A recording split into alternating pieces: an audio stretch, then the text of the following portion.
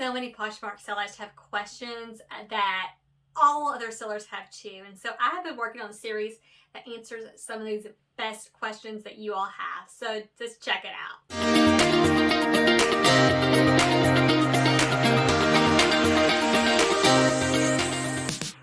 Okay, well today I am on the Poshmark Closet Tips and Techniques Facebook page, and I'll show that to you all so you all can join this group too. So here's the group. And what I'm just doing is going through here and see what questions people have, and I am answering them based on my experience as an online reseller. So welcome to my channel. My name is Misty. I have been selling online as the name StylingAway for the last 4.5 years, and I sell on 6 different platforms. So I have a mix of what I sell, but it's mostly men's, women's, and children's clothing, shoes, and accessories. But I see the same type of questions when I'm in these type of groups. And I thought today we would just check out and see what kind of questions people are having. Okay, first question. Am I the only person that hates to do this? Every year I dread on entering the sales income, inventory, and then putting all the Poshmark expenses together. I'm trying to get ready for tax season and want to be prepared. Okay, she doesn't have a spreadsheet. Oh, goodness. Okay, so yes, you will definitely want to keep up with your reselling information, your sales, your inventory, your cost, your mileage throughout the year. Because if you try to do it at the end of the year, you're going to really struggle. So I have a few recommendations. So there is actually a spreadsheet I use. It is free. I will link it down below, and I'm trying to remember the name. It's Mark II's reseller spreadsheet, but check that out. Let me see if I can find it actually. Well, no, I'll put it down below. And I keep track of all my inventory, where it's located at, how much I paid for it, the date it's listed, and then I keep track of the total price it sells for, the cost of good. So there's a way to put your sales price, cost of good, your costs for each of the platforms, and then what your shipping expense is, and then your total that you actually profit on that. So check that out. It's a free resource to do that. Also, if you haven't already have a separate bank account for your business, even if you're only selling a little bit every year, I would suggest you make a separate bank account.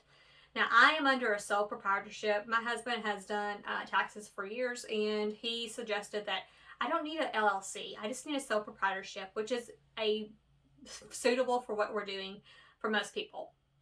And as sales get more, maybe we'll reevaluate that. But a sole proprietorship, if you just go to the bank and tell them you would like to have a business bank account for your sole proprietorship. For me, I didn't have to bring any paperwork. They just put it in my name, and I use that for all of the expenses that I have of my reselling business, and I use it for all of the income. It goes right into that bank account. So anything that you wanted to look up later, if you don't keep a spreadsheet, you can do it that way. But I keep track of my inventory cost, both in that spreadsheet, but also there is a really great free, totally free online website, and it's called WaveApps.com, and you can actually tie that to your bank account, and once you it will download every day the expenses and the income that's going in and out of that bank account. And you can have what I have is a checking account, and then I have a savings account for business, and both of those are on there, and I reconcile it every month just like I would if it was my personal checking and savings account. And you can, like an accounting software, you can say this is inventory cost, this is shipping cost, this is an income, and you will be able to pull up for your tax person all your information. So Wave Apps is good. Mark II's CPA, the spreadsheet that he offers for free on his website is great. And then also I keep information in my Venmo account too. So it's hard when you procrastinate and wait to the end. I don't know how you do it. Also, don't forget to keep track of your mileage, because your mileage is quite powerful if you drive a lot. So it really makes a difference. Okay. Let's see here. What else we have here? What I've learned the most this week is that people do not read the description. I'm wondering if I needed to write one. Measurements in the description, yet people are still asking. Color listed as dark gray, but someone asked is the item black or gray? It has been nonstop. At this point, I'm just writing, please reference the description. All of that writing just to have it to write it again. Okay, so I have had the same person in the last 2 days who's asked me the same question. In my particular description, it says red and black. It says it on the title. It says it twice in the description. And when you can select colors, I select red and black. They keep asking me if it's red and navy. I'm not answering this question because if they would just look at the description or anywhere, they would see what it is. But people don't read. They really don't. I don't know how they're functioning in life without reading, but they're just not reading. Lots of people ask for measurements that are already there. Now, sometimes I will see on Mercari, the way Mercari is, you only see part of the description and then you have to like hit something to scroll down. So that one I understand more, but the Poshmark, they should be able to read it. But if you are not alone, you are not alone if that's your issue too. My Poshmark sales have come to a halt. Anyone else? Okay, at this point in time, my Poshmark sales are decent. I keep on my spreadsheet that I was mentioning before. I actually keep track of. There's a roll-up spreadsheet where you see how much you made per month. You'll see how much you made per platform. And what I've done is I went back and added my last 2 years in addition to this year, so I can compare the last year over year to see how I'm progressing in my resales, in my reselling platforms. And I've had significant improvement over last year, which was an improvement over the year before, and my sales are strong. I do have a video about how to make consistent sales. It's towards the bottom of my videos. I made it when I first started on YouTube, and that's a really good video. It talks about relisting, delisting, cross-posting, some things that I do every day, and that's how I make consistent sales. Now, Poshmark it's been, I would say, better than last year, strong, but not as strong as I would think it should be. But honestly, if you're not cross-listing, you're doing yourself a disservice and your business a disservice, because that is how you grow your sales. I would think it's really hard to grow your sales on one platform, especially one that's as finicky as Poshmark. But by cross-listing, you're able to have the chance to sell that item in many different ways. So check that out. If you want me to do a video on cross-posting, let me know. If you wanted me to do a video on how to copy and relist on Poshmark using Poshmark's feature, I can do that too. I haven't done it yet. Okay. I am new to selling on Poshmark, but I'm not very seasoned. I haven't got a sale since the summer, and I don't know what I'm doing wrong. I don't have a lot of followers. Is that something that matters a lot? Okay, if you haven't had a sale since summer, I would be really curious to see what your closet looked like and how many items that you have in your closet. Because if you're putting in any effort to it, and if you have anything somewhat decent, I would think you'd have a sale since summer. Do followers matter? I mean, I think followers do matter, but not a lot. So I don't think it's bad not to have followers. In order to have followers, you really much have to play the follow game. Follow a lot of people, and then some of those people will follow you back. Follow a lot of people, and some of those people will follow you back. That's how you get followers. Unless you have really great things. I just don't know if she has really what her closet looks like. So one other thing she needs to think about, I guess, is like what her titles look like, what her descriptions look like. So when you're writing a title, you have 80 characters that you can use on Poshmark. And you want to use every single one of those characters as you're writing your title, because that's your opportunity to be found with Google in SEO. That's a great way. Also your photos. Your photos, per Poshmark's request, or what Poshmark says that would be better for you to do, is to have a white background. If you don't have a white background, so I've seen some photos that are really great and they don't have a white background, but most of them that don't are not super photos, just to be honest. And I used to do it where I would have a white background, a white wall, and it somehow never looked really good. It looked okay, but when I went to using Photo Room this year, my photos, even though they're the same exact photo, just having that really crisp white background is 100% better. And I spent, I can't remember exactly, but for the year, maybe $60 on photo room. I know that sounds like a lot sometimes, but it is a game changer. And you can batch your photos up and do up to 50 at one time, where it will take off the background and put a white background. So I will look at your background. I will look at your title. Make sure you have brand, name of the item. Let me just see what I have an item here. Let's just see how I would do this one. Oh goodness, I don't really have a good one, but I just did a video for my 90% off clearance sale, and I have the item sitting here. So, okay, here we have a Tommy Hilfiger shirt. So, first thing you want to list is brand. Tommy Hilfiger men's button-up plaid collared shirt, size large, red, blue, check, Christmas holiday.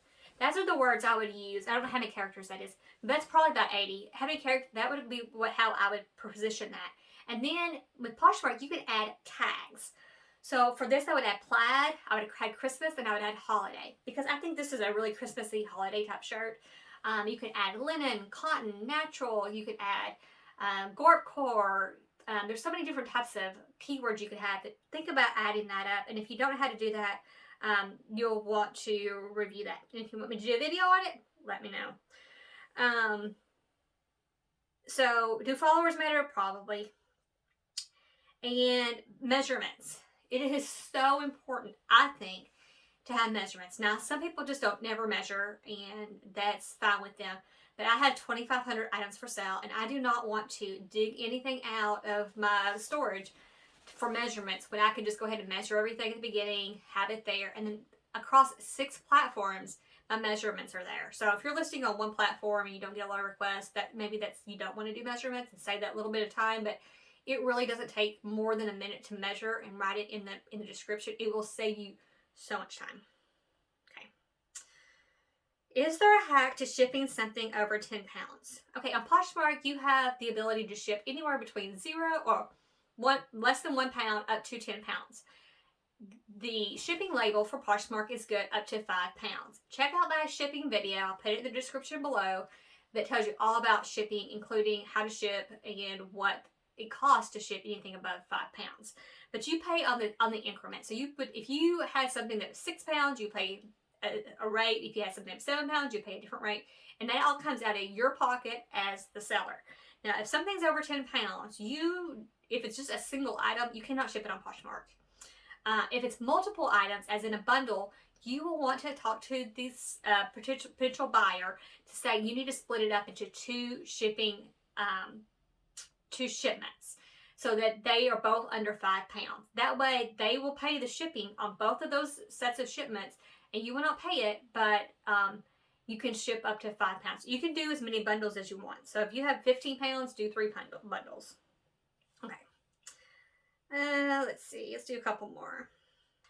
Okay, I need to send a package. It's in a flat rate box, can be picked up. I just don't know how to get or pay or print off the label. Okay, when you sell something on Poshmark, Poshmark will send you a label to your email that you have on file. You'll also be able to download that label when you go into your sales, and you click on the item and you'll say download label. So that's how you get your label. Your label is good up to 5 pounds unless you have chosen to upgrade your label to a higher rate. Now, you can use any priority mail box. You can use a priority mail flat rate, or you can just use a priority mail box that just is not flat rate. You can use a Tyvek envelope. You can use your own box, an old Amazon box, or you can use your own shipping supplies as well. What you can't use is an express mail. So priority mail and flat rate box is fine. Now, you can take this to the post office with your label already on it and put it in the, I have a video on this too. We have on that shipping video where you can see where I scan it in at the post office myself and I put it in the post office bin. If you don't have one of those, you can take it to the counter. You already have postage on it. They'll weigh it just to make sure, and then you can go on about your business. Be sure you get a receipt either way. But you also should, I've never done this because that sounds like a misery to see in the line, but if you don't have a printer, there is some way in Poshmark where you can go and take a barcode to the post office and they print off your label for you. I just don't think my post office would be happy for me to go with all my, 10 packages that day and ask them to print off the label. Plus, I think it's also very confusing for which one sold and which label, and it just sounds like a mess to me. But that's how you do it. Now, you can use a printer to print off your label and put it on your box, or you can use a thermal printer, which is what I use. Okay, here. Let's see. Anyone think that live sales will eventually fizzle out? I think they will evolve. I feel like I've had just a horrible look at live sales, both on Whatnot and Poshmark. I had better luck doing a silent auction one time than I did with all my live sales on Poshmark. So I have actually a rack waiting to go of maternity clothes that I feel like I just want to do on Poshmark. But the prices that I'm seeing, even on my sales and other people's sales, are just so low that it really has to be something from your own closet or something you're paying like $1 for. So I know some people are kicking it and doing high price sales. I don't know. And also I feel like it's hard to manage your inventory. So if you're taking stuff from your own inventory, you're taking it out of your bins, you're unboxing it, you're taking it out of the wrapper, you're hanging it up, and then you have to take it back if it doesn't sell, and then you do it for another lot of 50 items, that is a nightmare. The only way I feel like you can do it is if you buy it, and then before you even really list it, you go through it and don't put it in inventory. Do I think they'll fizzle out? I think they'll be slower, but somebody's always going to want to try it. Somebody's always going to be good at it. Yeah. Now, I'm just going to read the comments. Look at these comments. Yeah, no, the money is good and quick. Well, it's not good and quick for me. No, someone says no. Some people just hate these live sales. I don't hate them. I just hate going through all the work to get them ready, to spend 3 or 4 hours selling, which is how long it takes me to go through all my items, just to have no sales or have very little sales. That's just a bad use of my time. So I think some people will be in that track and some people will do well. I bought something on Poshmark sales and it was complete trash. I'll tell you that. And it was lost at my post office box and I couldn't find it, so I couldn't return it because it took them 2.5 weeks to find the package. So I think there's going to be some of that. So that's another thing. So if you are doing a live sale, I feel like I would be, as a buyer myself, I would like to see the full description, all the photos, the measurements, anything wrong within the description so I can click on it.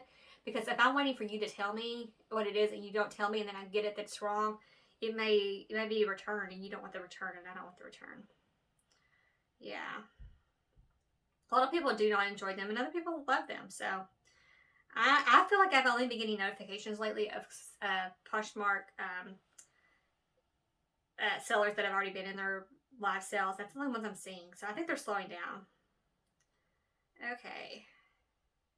How do I cancel or delete a bulk offer to likers on an item that has now sold on another platform? Okay, this happens often.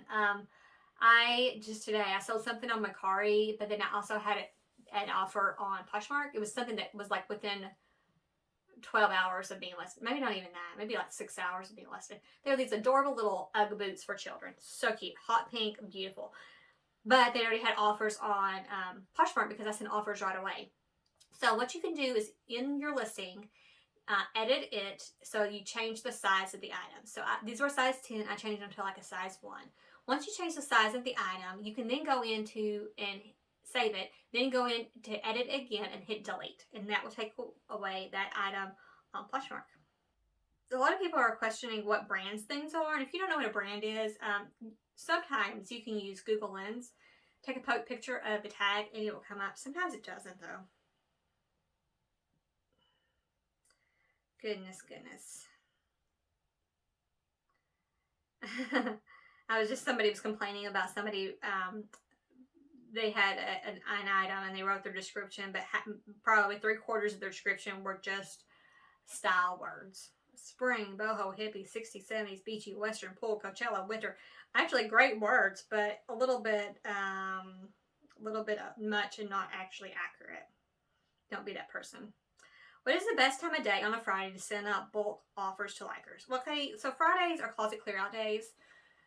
And Sundays are as well. Typically, those are your 2 days. So you may not want to send out bulk offers that day. You may want to do individual messages to people, letting them know it's closet clear out day, and you can reduce the price by 10% or whichever percentage you choose, and they will get discounted shipping. I have a video all about closet clear out. Check that out. But that may be one option for you, so you don't have to eat the cost of that. But far as time of day, I am on the East Coast, and I receive most of my sales between 9 o'clock at night and 9 o'clock in the morning. So I get most of my sales when people are like, you would think would be asleep or going off to work. So I do early mornings. I think early mornings in general are very good for sales. So do that with what you want. And you may want to do it late in the day on Friday if you're going to do bulk offers. Too, was when people will get home. But the thing about when people get home, you have to think is, okay, for me, I might get home at 6 o'clock p.m. Eastern Standard Time, and somebody else might get home at 6 o'clock Pacific Standard Time, so that's really 3 o'clock my time. Or if they're in Hawaii, I think that's like 12 o'clock in the afternoon. So you realize we're all in different time zones, and it's kind of hard to say that sending it at 9 o'clock is good. 9 o'clock actually p.m. Eastern Time might actually be good, because then you could have 6 o'clock Pacific Time. Okay. I have a few designer handbags I would like to sell. I was wondering, should I list them on Poshmark and ship them for authentication? Or should I send them to The RealReal? I haven't used them before. Would they take all my money? The RealReal would take all your money.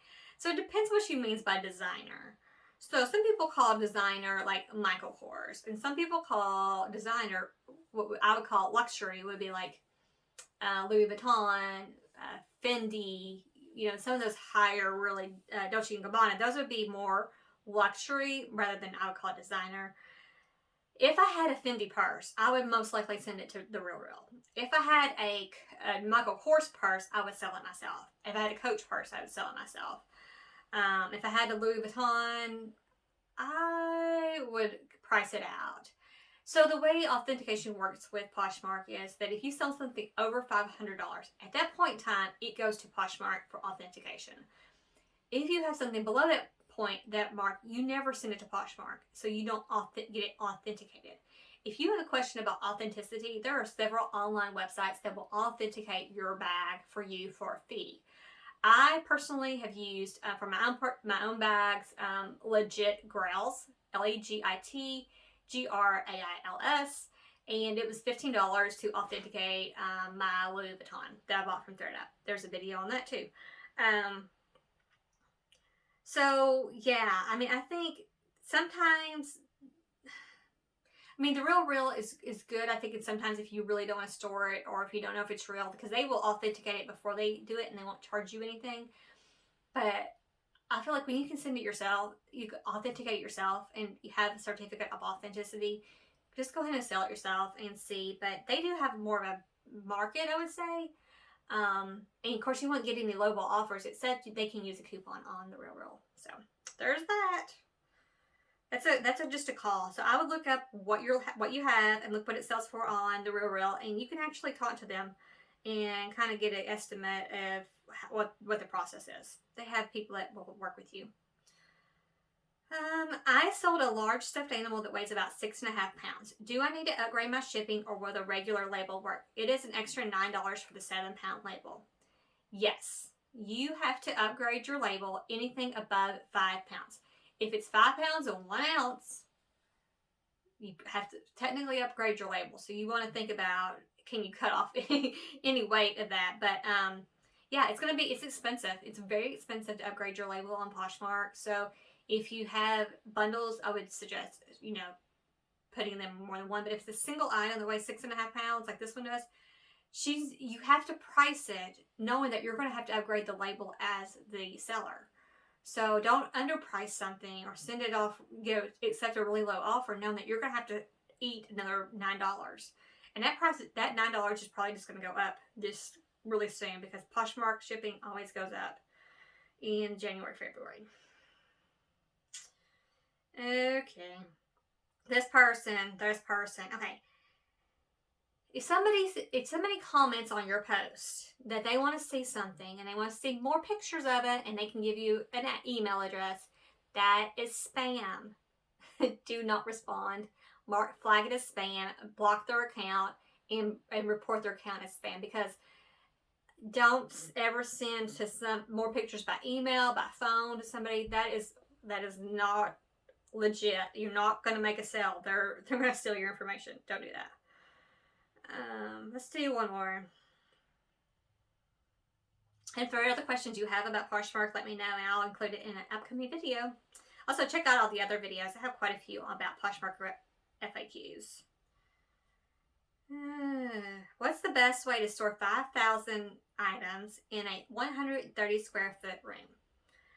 Okay, I don't know how, like, I can't in my head think of how 130 square foot is, but in my head that's probably like the size of a bedroom, maybe. So if it were me, I have, like I said, 2,500 items, and I use a room in my basement that doesn't have any windows or anything, and I have just some shelving on there, and I have all sorts of random tubs. I'll put a video here of the mess that is my inventory system. I like to keep stuff here in my house where I can get to it, because I'm always pulling things and I ship the same day, and people, if they want extra information, I can go and do that when it's right here in my house. But you would want to get as tall as shelves as you can get and find the right size bins. That's really the key. I just kind of made what I had worked. So I had some shelves that were already being used for my party supplies and stuff like that. And so I just took a lot of that stuff out, and I just used the shelves that were already there. I didn't buy any shelves, but I would be really strategic on the shelves I bought. If I were going to do this again and do it the right way, I would do it that way.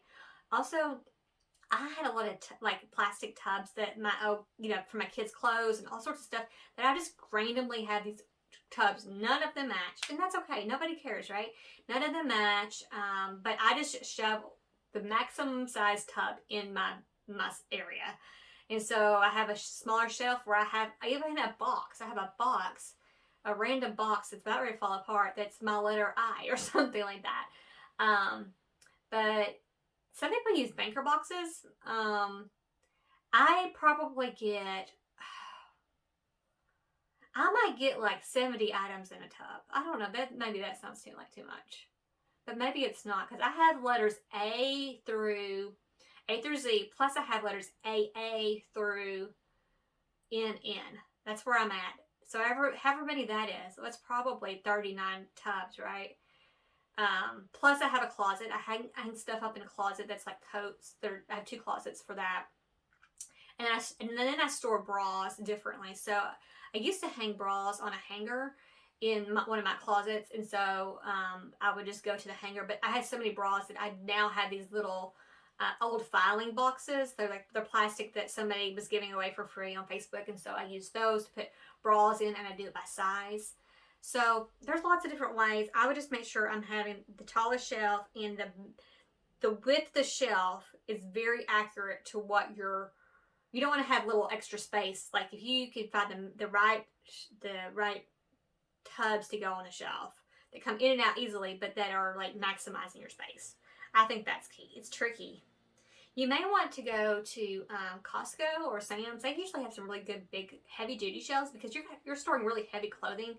Once you put all that clothing together, it's pretty heavy, so you want a heavy duty shelf. But and then they have tubs there too, that if you took your tubs, you could probably put it on the shelf that's already built and see how it fits. You may pay more for that, and the price of shelves has actually increased exponentially, I've seen, over the last 4 years. Okay, I think that's going to be, let's see, one more question. Let's do more.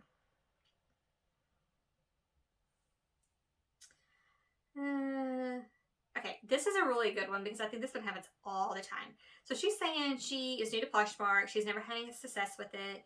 She's been on eBay for 15 years, but she's kind of got fed of them, and she's moving on to other sites, but she doesn't really understand Poshmark. The question is, what does it mean if you get a notification that someone has added your item to a bundle? So I think of a bundle as a shopping cart. So if you're like me and you go to websites all the time and you shop 3 or 4 things, you put it in a shopping cart, you may buy something from that shopping cart. You may buy all those things from the shopping cart, but you may buy nothing.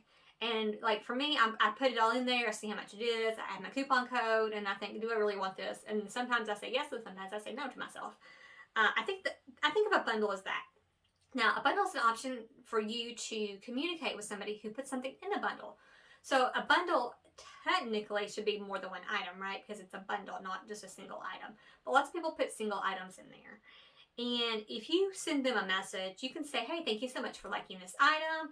I wanted to let you know that I would be happy to send you an offer of $24 and $5.95 shipping. Please let me know if you're interested, or you can send a note that says, thank you for shopping my bundles, or thank you for shopping my closet. I'm having a bundle sale for buy 2 items, get 30% off. You know, you can put your sales information in there, or you could say something like, thank you so much for shopping my closet. I see you like this item from Anthropologie. I wanted to let you know I also have a similar item from Free People that you might also be interested in. Let me know and I can add that to the bundle for you. So I really don't add a lot of things to people's bundles that they don't already like unless they ask me to. But that's what a bundle is. So you can send an offer, and honestly in a bundle you can send an offer without a shipping discount, which I kind of like, because I don't like paying that shipping discount at all. Okay, the second question she had is, if you offer a liked, so somebody likes something, you offer them a lower price privately, it asks about discounted shipping. Who is paying the shipping? Because it looks like when I send an offer, my earnings are less. Yes. When you send an offer through Poshmark, not within a bundle, you have to choose a shipping option in the United States. And I think it's different, maybe different places, but in the US, you have to offer either $5.95 shipping, or $4.99 shipping, or free shipping. That's, you could choose between the 3 options. But if you're doing just like a regular offer to somebody without being in a bundle, you have to offer that. Poshmark picks up that, you pick up the difference.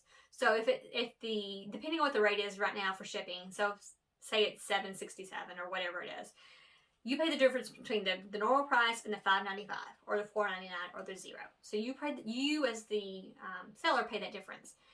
If you want to get around that, the more laborious way of doing it is to add it into a bundle for them, send them the message, and then sending them offer without the shipping discount. But people do like a shipping discount. So my suggestion is build it into your price. Know that you're going to have to take at least 10% off for most people and a shipping discount, which can be significant depending on the price of your item, percentage-wise. It could be 10% or more. So think about that when you're pricing your item, that you could price it to give them a good deal and that you may pay some shipping costs. Okay, that's the last question I have today. I hope you enjoyed this Poshmark FAQ section. Let me know if you have any questions I can answer in the comments below, or if you would like something for a different video. Once again, thank you so much. I'll see you later. Bye.